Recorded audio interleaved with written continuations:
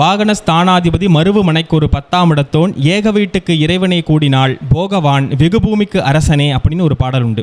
இந்த பாடல் என்ன சொல்லுதுன்னா, லக்னத்துக்கு 4ஆம் அதிபதி ஒரு ஜாதகத்தில் எந்த பாவகத்தில் உட்கார்ந்துருக்கோ அந்த பாவகத்திலிருந்து 10ஆம் அதிபதி யாருன்னு பார்க்கணும். ஒரு உதாரணத்துக்கு இப்போ தனுசு லக்னமாக இருக்காங்கன்னு வச்சுக்கோங்க. தனுசு லக்னத்துக்கு 4ஆம் அதிபதி குரு. அந்த குரு கன்னியில் உட்காந்துருக்குன்னு வச்சுக்கோங்களேன். அப்போது அந்த கன்னியில் இருக்கக்கூடிய அந்த குருவுக்கு 10ஆம் அதிபதி யார்? புதன். புதனும் அந்த ஜாதகத்தினுடைய லக்னாதிபதி குருவும் அந்த ஜாதகத்தில் இணைந்து நின்று விட்டால் அவங்களுக்கு மிகப்பெரிய சொத்து சம்பாத்தியங்கள் ஏற்படும் அப்படிங்கிறதுல மாற்றமில்லை. அதே மாதிரி 4ஆம் அதிபதி 4லேயே இருக்கிறது இதை விட ஒரு படி கொஞ்சம் கீழே அவர் ஆட்சி உச்சமாக இருந்தாலும் சரி. வாகன ஸ்தானாதிபதி மருவு மனைக்கு ஒரு 10ஆம் இடத்தோன் ஏக வீட்டுக்கு இறைவனை கூடினால் போகவான் வெகுபூமிக்கு அரசனே. இது முதல் பாடல். ரெண்டாவது, வாகனநாதன் வந்திட ஆட்சி உச்சம் ஆகவே கேந்திர கோணம் ஆகினால் கீர்த்திமானாய் தேகமாய் கட்டில் மெத்தை சேத்திரம் நல்ல வீடும் பாகமாய் ஆயுள் தீர்க்கும் வாகனம் பரிசே சுத்தம்.